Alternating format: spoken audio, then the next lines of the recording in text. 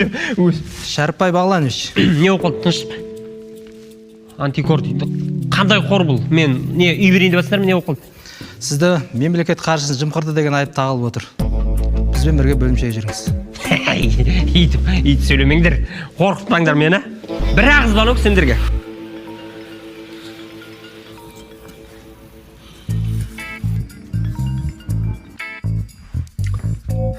Мәке, мына жақта антикор дей ма? Солар кеп тұр ғой маған.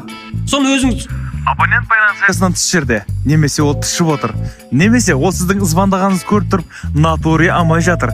Немесе Андрейдің шешесі. Кейінірек хабарласуыңызды өтінеміз. Бірақ кейінірек звондасаңыз да амайдау айық. Вот почему не горит фонарь. Каждый второй сушит сухари. Коррупция!